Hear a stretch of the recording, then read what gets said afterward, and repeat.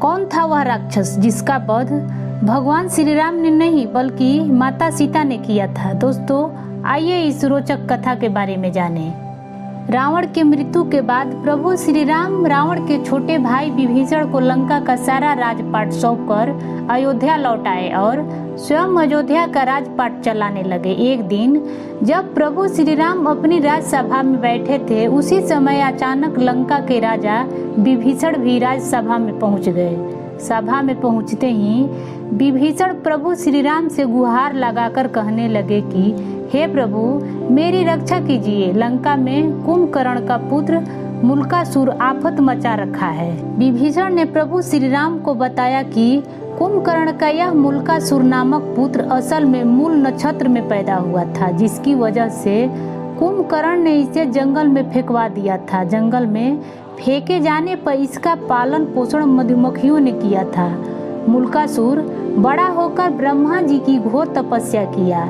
उसकी तपस्या से खुश होकर ब्रह्मा जी ने उसे वरदान दिया था। उसी वरदान की वजह से वह बहुत शक्तिशाली हो गया है और लंका में उत्पात मचा रखा है। हे प्रभु, जब उसे अपने पिता के वध के बारे में पता चला तो उसने यह प्रण ले लिया है कि मैं पहले धोखेबाज विभीषण को मारूंगा, इसके बाद राम को।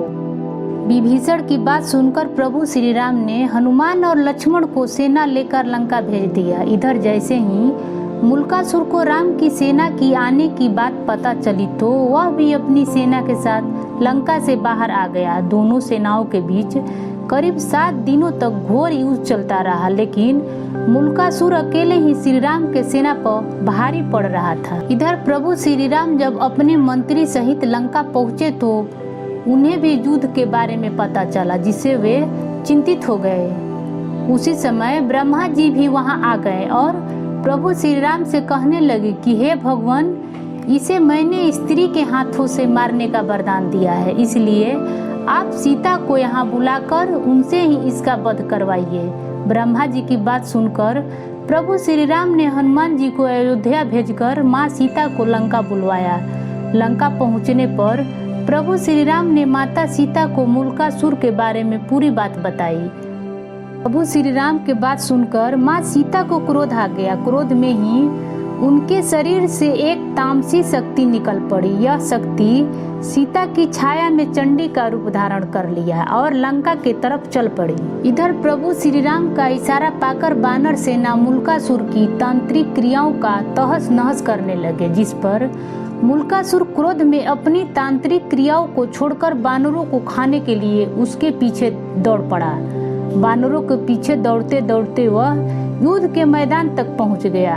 युद्ध के मैदान में पहुंचकर जब वह सीता की छाया को देखा तो गरज कर बोला, तू कौन है? इस पर माँ सीता की छाया ने गरजते हुए कहा कि मैं तुम्हारी मौत चंडी हूँ। तूने मेरा नाम लेने वाले ऋषि मुनियों को खाक डाला था, इसलिए अब मैं तुम्हें मारकर उसका बदला लूंगी। इतना कहकर छाया सीता ने मूलकासुर पर 5 बाण चलाया। दोनों में घोर युद्ध हुआ। अंत में छाया सीता ने चंडिका शस्त्र का प्रयोग करते हुए मूलकासुर का वध कर दिया। मूलकासुर का वध करने के बाद छाया सीता वापस लौटकर माँ सीता के शरीर में प्रवेश कर गई। दोस्तों, ये कथा कैसा लगा? अगर कथा से जुड़े कुछ सवाल है तो वीडियो के नीचे दिए गए कमेंट बॉक्स में बताएं। हम आप तक सही जानकारी पहुंचाने का प्रयास करेंगे और पसंद आया हो तो लाइक करें। मेरे चैनल को सब्सक्राइब करना न भूलें। धन्यवाद।